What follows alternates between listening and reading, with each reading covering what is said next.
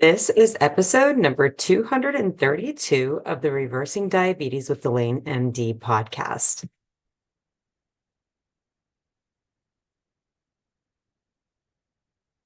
Hey there, welcome to the podcast. Thank you for joining me today and spending some time working on your health, devoted to your health today. I don't think we frequently take time to thank ourselves for doing the things, for making the salads, for getting up and doing the exercise first thing in the morning, for not saying yes, for saying no, for bypassing the chocolate cake. That last one's a hard sell, and I get that. But if you're not thanking yourself, I want to be the one today to say thank you. Thank you for taking care of yourself. Thank you for spending some time with me to work on your health today. I think that we need to thank ourselves more for that each and every day. So I am recording with a new setup here. I am praying it all is working well and okay. It's been kind of a learning curve, a technology learning curve for me to uh, get this new setup put together correctly. So if you can hear my dogs, I'm sorry. If this breaks out for some reason, and when I go to edit it, I find that like halfway through it wasn't there, I'm going to have to record again later. I am live on YouTube right now. So if you're listening there and it breaks out, recognize that it may be re-recorded at a future time. So today we are going to talk about, I'm going to jump into what we're going to talk about. Today we are going to talk about kind of the basics of getting started. It's the new year. We're starting, most people are like recommitting to their health, and I think that makes tons of sense. So it makes a lot of sense to kind of start with the basics of what to do to reverse your type 2 diabetes. Before we get started, I have a few things. One, I want to remind you that if you are on medications, to be very careful making the changes that I recommend in these episodes. If you have been medicated for your diabetes, you have been medicated because of the way you have eaten in the past. If you change the way you've eaten, or if you change the way you eat in the future from that way that you were eating when you started your meds, you're going to need to change those meds. If you don't, you can end up very sick, the kind of sick that looks like a hospitalization, or at worst case scenario, death. So I need you to call your provider who gave you those meds. You need to tell them, hey, I'm going to make some dietary changes. I want to know how you want me to send my blood sugar logs to you so that then you can make some changes to my blood sugar medications for me. That's what you need to say to them. And they're going to tell you how to send them your logs, and they're going to tell you how you can expect to receive information and feedback about what meds you need to start going down on the dose or coming off of entirely. Okay. Get that line of communication open with your provider. It's very important to stay safe as you make these changes. Second thing I want to tell you about, I have developed a 14 days to better blood sugar guide.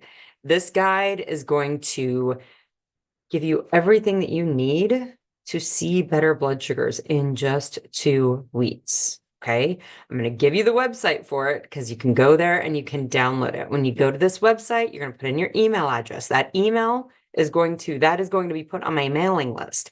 You're going to get all the information about upcoming webinars, upcoming events that I have going on. Anything that I have for you to get help reversing your type 2 diabetes is going to be announced in those emails. So you're going to give the email to get that better blood sugar guide that will take you to the guide.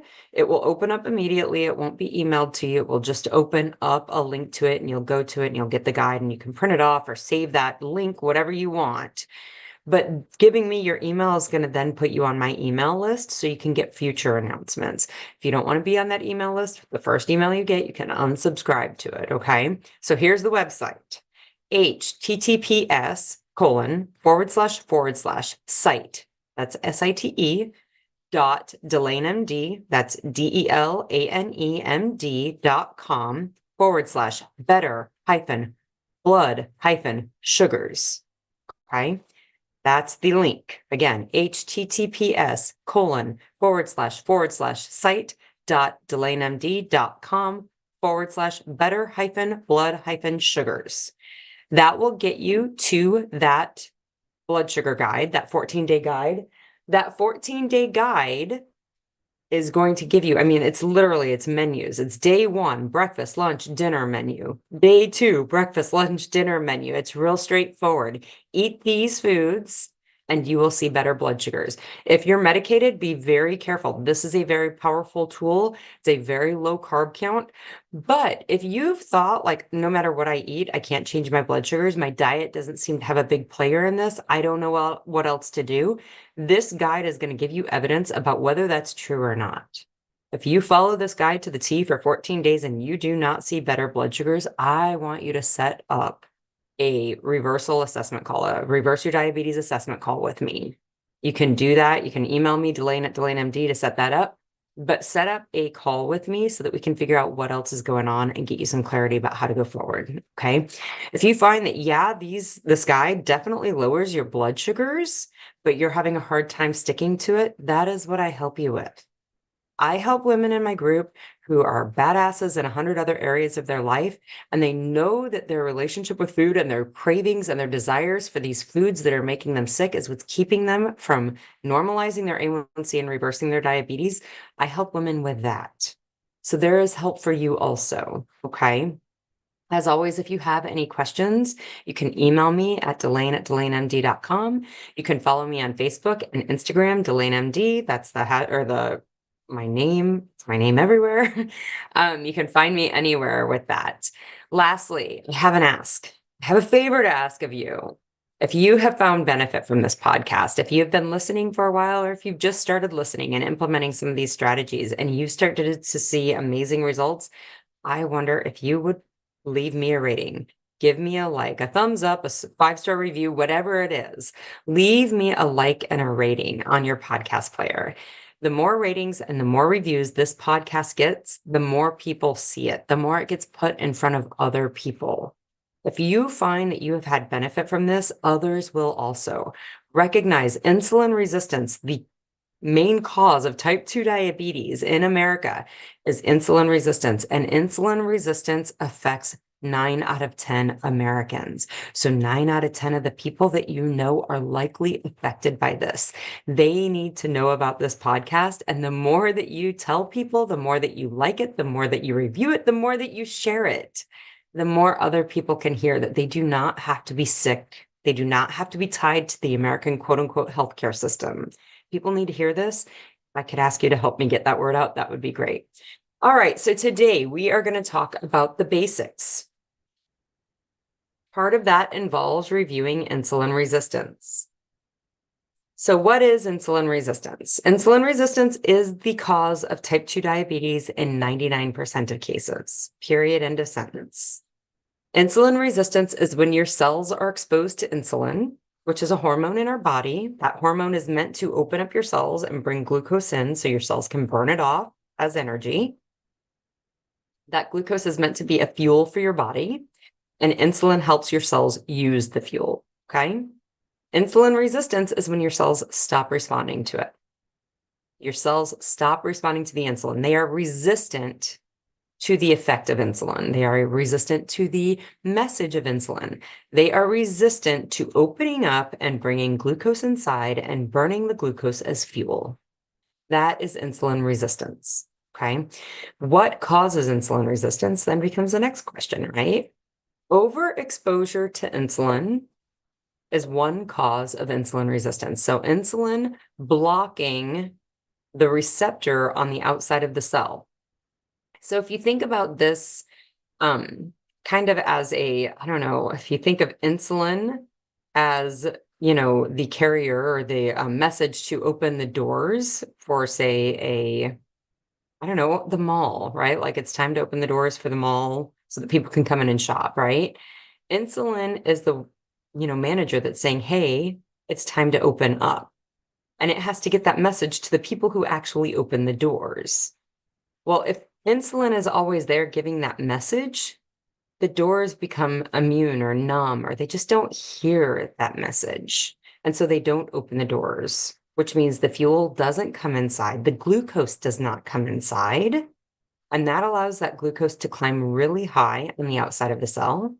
And that's what we pick up as type 2 diabetes. That's what we pick up in laboratory drawings as type 2 diabetes. Another great way that I like to use to explain insulin resistance is talking about noise in our ears, right? So if you think of a room full of children, And say you have a room full of 5 children.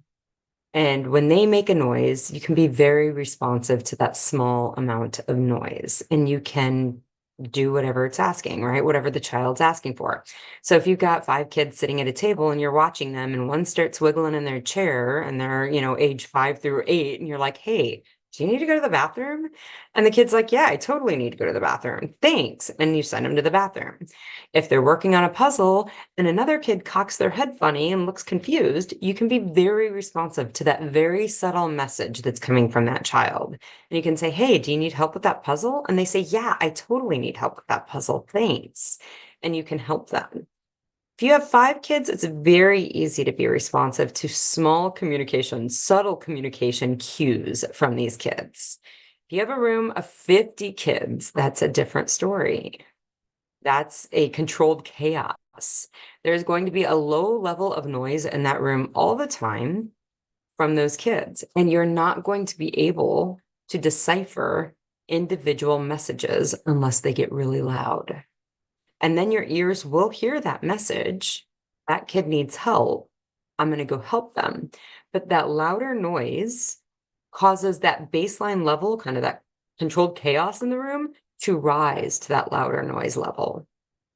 And then the next kid that needs your attention has to yell even louder to get your attention. That's what insulin resistance is. Low amount of insulin, your cells are very responsive to even subtle amounts of insulin in your system. When we get a baseline level of insulin that's always present in our system, that causes our pancreas to have to make more insulin in order for our cells to respond to it.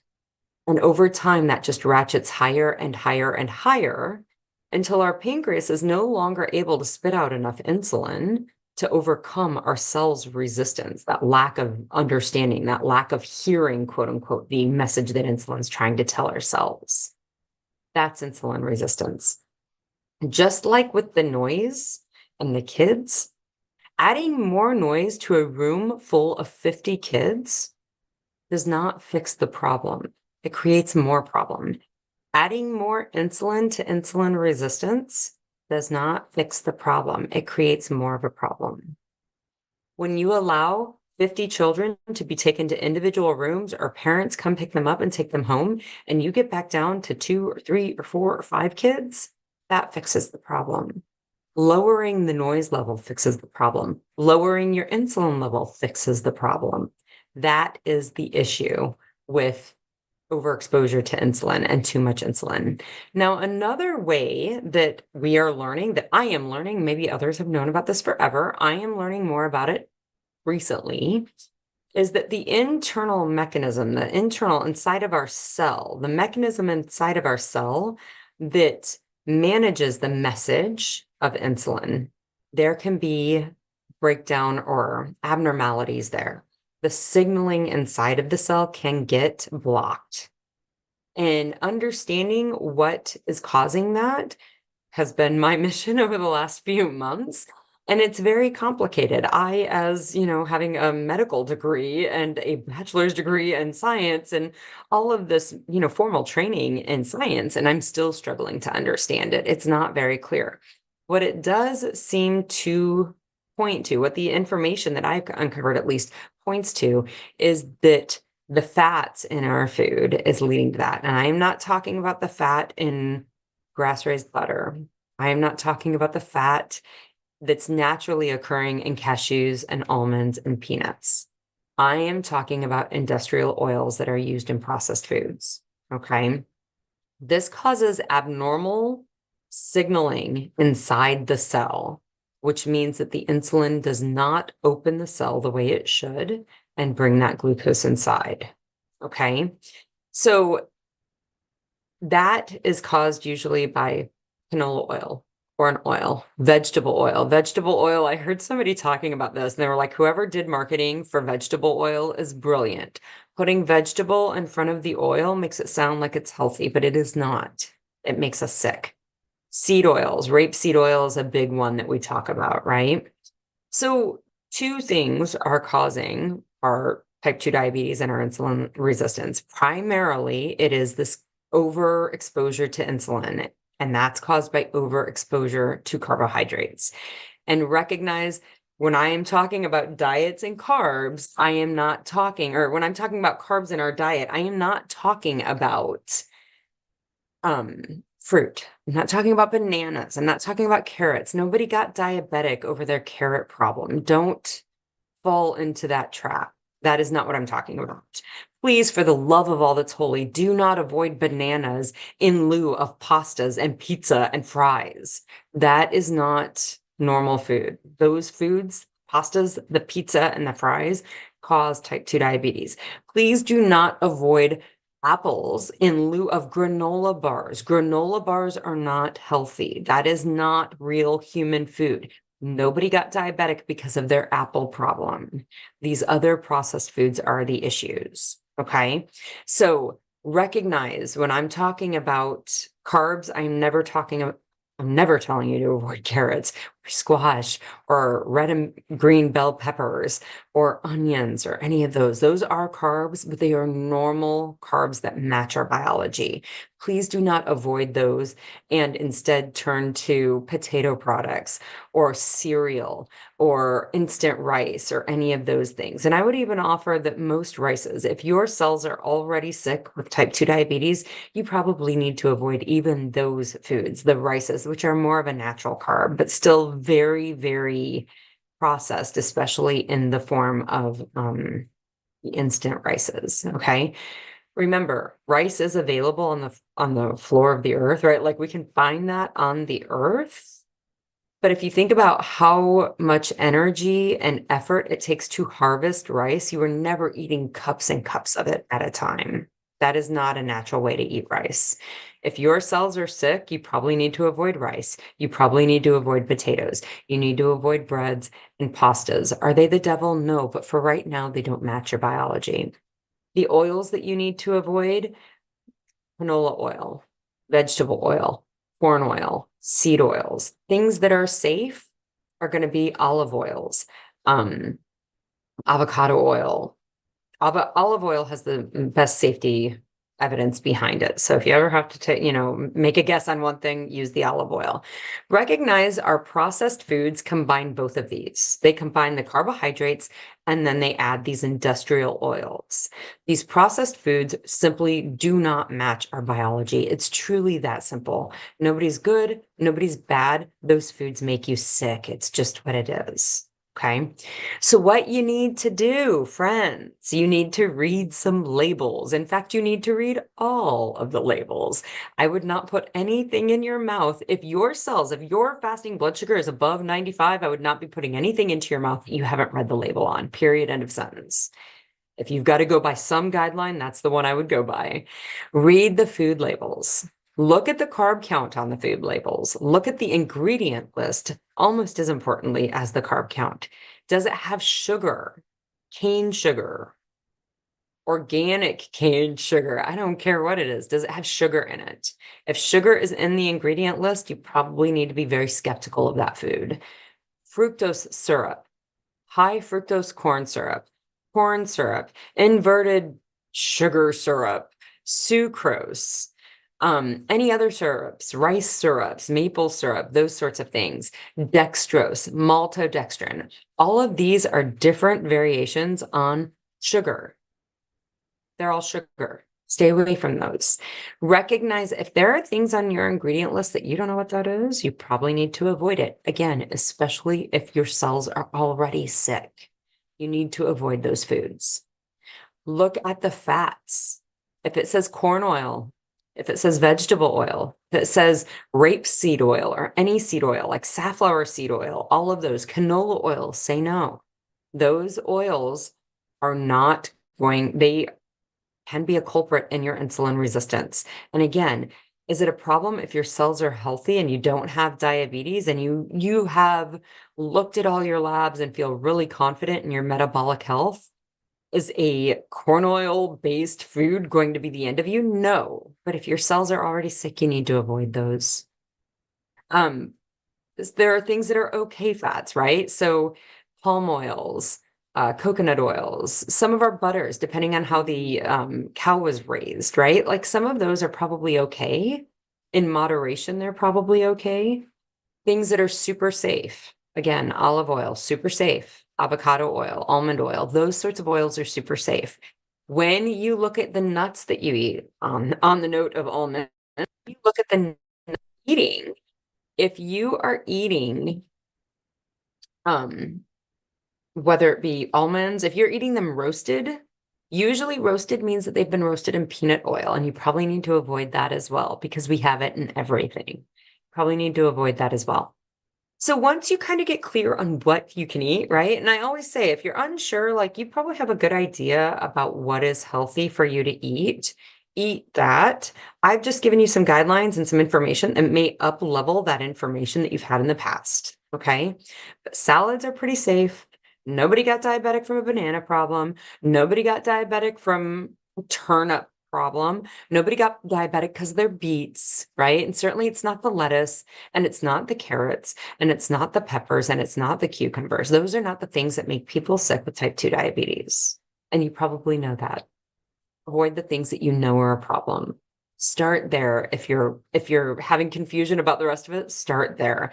Do understand if you have confusion and you need some clarity, set up a reverse your diabetes assessment call. You can find that on my website at DelaneMD.com. You can go to calendly.com/DelaneMD and you can set it up there. Okay. You can always email me with any questions about that. After you figure out or you start eating in a way that you're like, I believe this is healthy, I'm going to try this out and see how it goes. Then what you do is you collect data. You collect blood sugar readings. If you're using a continuous glucose monitor, they are not precise in their number. They are not accurate in their number, but they do give you a ton of information. They give you some great information about when I eat this food, my blood sugar goes to X. My blood sugar jumps significantly. The actual number that it jumps to is not as relevant as knowing that it makes your blood sugar go up by 100 points. Okay. So, but if you're using a glucometer, the most important thing that you can look at is your fasting blood sugar. Please hear me. If you're shopping for shoes, come back to me. Please hear me that your fasting blood sugar will be the slowest to go normal. Your blood sugar before and after meals will go normal very, very quickly, and they are based on what you eat. The fasting blood sugar is based on something else entirely. Okay. It will be the last thing that you see go normal, and there is no shock there. Everything has gone exactly how it's supposed to be. Eat the way that you believe to be healthy. You're going to have to do it for 10 to 14 days before you see that fasting sugar normalize. But it is the most information, it's the best information that we have on a glucometer reading about your metabolic health.